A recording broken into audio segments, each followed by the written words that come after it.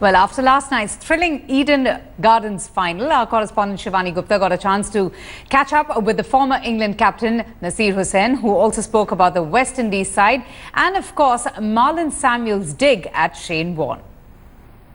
What a brilliant World T20 final. It's turned out to be West Indies winning the title twice now in the first team to do so. I have former England captain Naseer Hussain with me, who's been with us throughout the World T20. First of all, Nasser, commiserations. Your team came up short on the day, but you must have mixed feelings because it was an absolutely cracker of a final. Yeah, listen, one thing I don't have mixed feelings about is the tournament. It's not only been a cracking final, but the women's final before that was absolutely brilliant.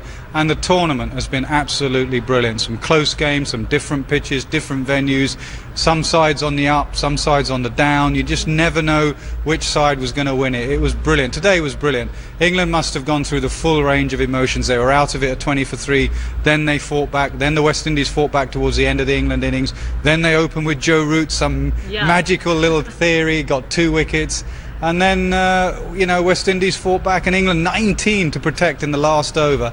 And they managed to hit 4 sixes. Carlos Brathwaite, number 9, comes in and does that.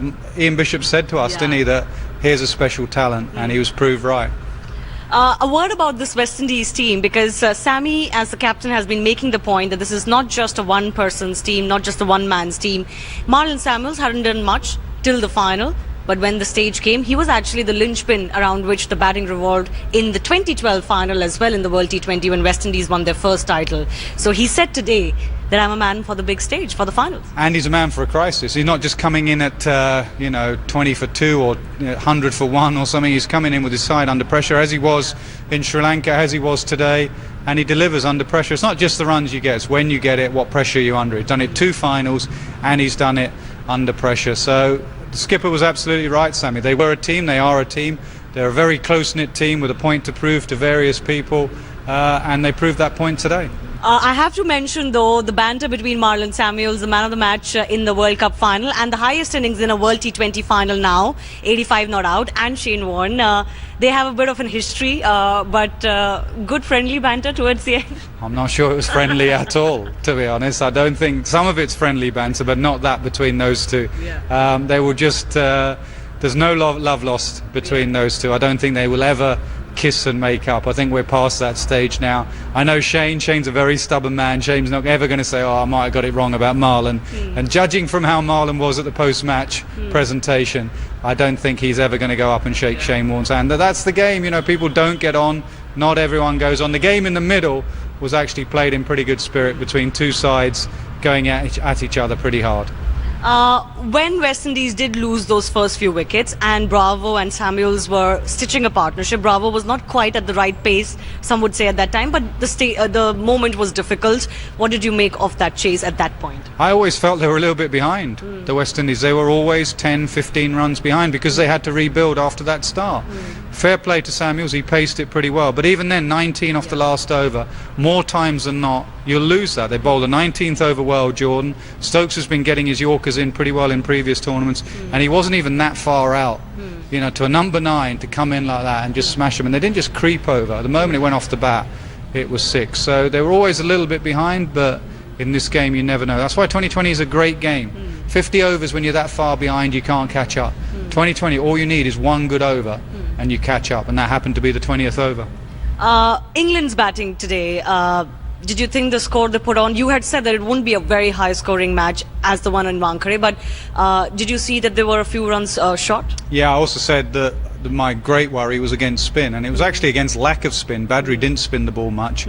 I said on commentary I felt they should have played him a little bit more like Anil Kumble than Shane Warne. They thought it was Shane Warne, and he wasn't spinning it. He was bowling the odd googly, and they didn't play him particularly well. He's been a fantastic bowler for him in that power play, and that's why they ended up 20 runs short. It was about a 180 pitch, so they were about 25 runs short. Both sides didn't bat particularly well, but I think that's just the pressure of a final got to both batting lineups.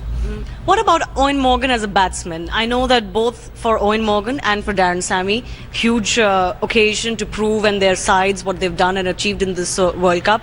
But Eoin Morgan as a batsman, 2 ducks, then today he had the opportunity, couldn't quite take it through. Yeah, he's had a difficult time. He's very much a sort of feast or famine sort of player. When he's in good form, he really goes for it. In the summer in England, he smashed it everywhere. And he's had a very difficult winter. I thought his captaincy has been excellent throughout, like the move to route, the way he's led his young team. Both captains very similar in that regard. Their captaincy probably outweighed their own personal form, but I thought, he was a little bit short of runs. Nasser, what do you think this win means for Windies cricket? Now they've got that Under-19 World Cup trophy, the Women's World Cup World T20 and the Men's World T20. Well, it's a great treble and it's a real boost for West Indies cricket. The world cricket needs a strong West Indies. I don't think we're quite there yet. In white ball cricket, we seem to have a strong West Indies. They've not made the Champions Trophy, which is remarkable. You need to be in the top 8. They've not made that, but they've won the Under-19s, they've won the Women's, they've won the Men's 20 overs. But that's all white ball cricket. Where they need to improve is on their red ball cricket.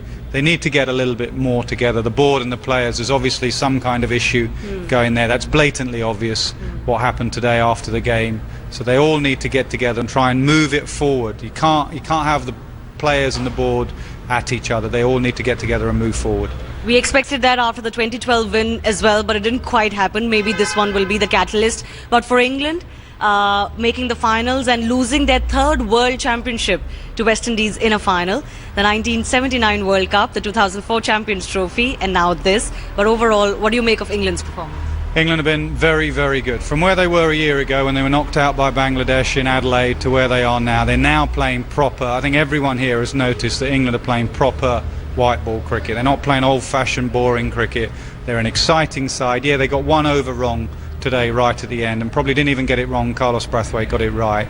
So they're playing the right form of cricket. They're well led, they're well managed, and they will get better. They're a young side and they'll learn from today.